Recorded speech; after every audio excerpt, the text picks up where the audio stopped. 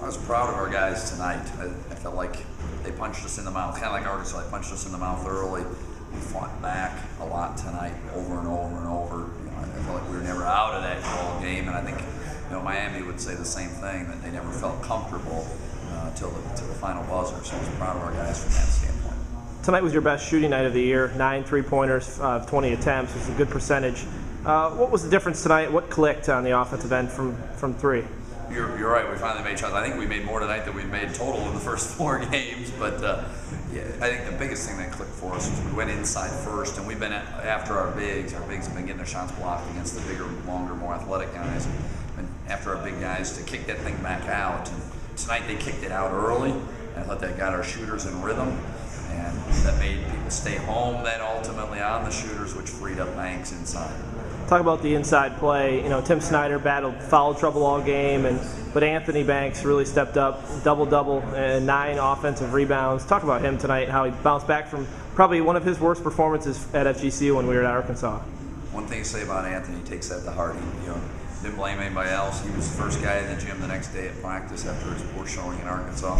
He was out here almost 3 hours before game. I couldn't believe it. I came back from eating dinner. He's out here already getting warmed up, and just felt like he needed to do that to have a good night tonight. Just had his 21st birthday a few days ago, so I think he was pretty excited to have his family in the crowd. Tim had a rough night from a foul standpoint, but that's to be expected a little bit from the standpoint. He was guarding the big fella for Miami and did a pretty good job on him. Just happened to pick up a few fouls in the process. What was your game plan going in? Like you said, they're very big inside, 6'7", 6'9", 6'10". What was your game plan to try to slow them down? We were really trying to collapse on the post as much as we could, and they made us pay for that a little bit by kicking it out and hitting open threes and using good ball movement to get open threes, some deep threes as well.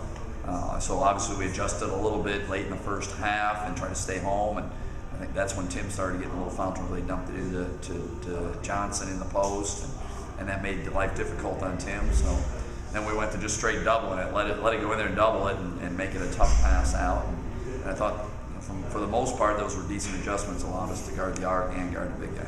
Another good game from Reid Baker. 20 points, his third 20-point game of the season in just 5 games. What's been the difference with him? He's not making threes. He's getting inside. He's making mid-range jumpers. What's been the development in his game? I think his approach has been terrific. He acted like a senior, played like a senior. He does the little things. He's really dialed in on being a great post feeder, being a great defender as well. And we told him a year ago, the team really stayed home on you consistently at the arc, and instead of forcing those shots, you need to use the pull-up jumper, drive it, get to the line a little bit, feed the post, and relocate. And he's really taken that to heart, and you can't say enough for how well Reid has worked on the other aspects of his game this offseason. Looking ahead, what can you take from this game headed into the opening of A-Sun play on Thursday and Saturday against UNF in Jacksonville?